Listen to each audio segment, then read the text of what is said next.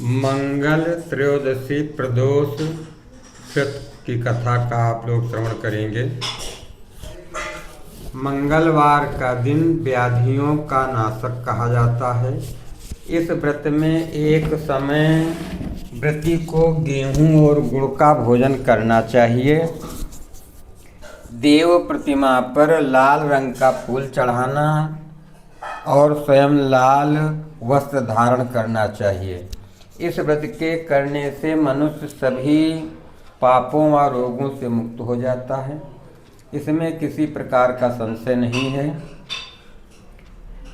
अब मैं उस बुढ़िया की कथा सुनाता हूँ जिसने यह व्रत किया और मोक्ष को प्राप्त हुआ। प्राचीन काल की घटना है। किसी नगर में एक बुढ़िया रहती थी। उसके मंगलिया नाम का एक पुत्र था। बुढ़िया को हनुमान जी पर बड़ी श्रद्धा थी। वह प्रत्येक मंगलवार को हनुमान जी का व्रत रख करके विधि विधान के साथ उनका भोग लगाती थी। इसके अलावा मंगलवार को न तो घर लीपती थी और न ही मिट्टी खोदती थी। इसी प्रकार से व्रत रखते हुए जब उसे काफ़ी दिन बीत गए तो हनुमान जी ने सोचा कि चलो आज इस बुढ़िया की श्रद्धा की परीक्षा करें। वे साधु का वेश बनाकर उसके द्वार पर जा पहुँचे और पुकारा, हे कोई हनुमान का भक्त जो हमारी इच्छा पूरी करे।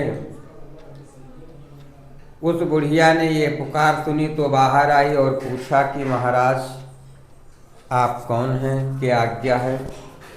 साधु वेशधारी हनुमान जी बोले कि मैं बहुत भूखा हूँ, भोजन करूँगा, तू थोड़ी सी जमीन लीप दे।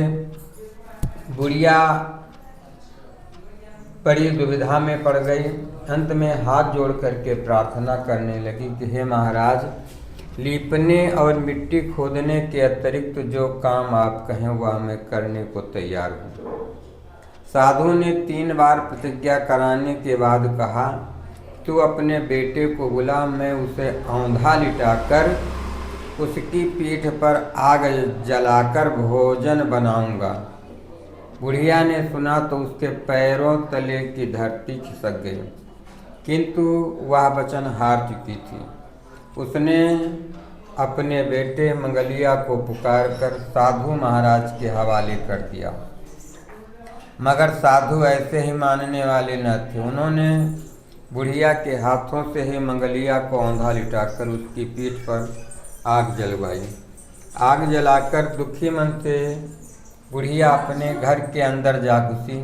साधु जब भोजन बना चुका तो उसने बुढ़िया को बुलाकर कहा कि वह मंगलिया को पुकारे ताकि वह भी आकर भोग लगा ले। बुढ़िया आंखों में आंसू भर कर कहने लगी कि अब उसका नाम लेकर मेरे हृदय को और न दुखाओ। लेकिन साधु महाराज न माने तो बुढ़िया को भोजन के लिए मंगलिया को पुकारना पड़ा। पुकारने की देर थी कि मंगलिया बाहर से हंसता हुआ घर में दौड़ा आया। मंगलिया को जीता जागता देखकर बुढ़िया को बड़ा आश्चर्य हुआ। वह साधु महाराज के चरणों में गिर पड़ी। साधु महाराज ने उसे अपने असली रूप के दर्शन दिए। हनुमान जी को अपने आंगन में देख करके बुढ़िया को लगा कि उसका जीवन सफल हो गया है। इस प्रकार हे ऋषियों, जो ये कथा ध्यानपूर्वक पढ़ता या सुनता है, भगवान की कृपा से उसके सभी कार्य पूरा होते हैं। बोले विष्णु भगवान की जय, बोले शंकर भगवान की जय।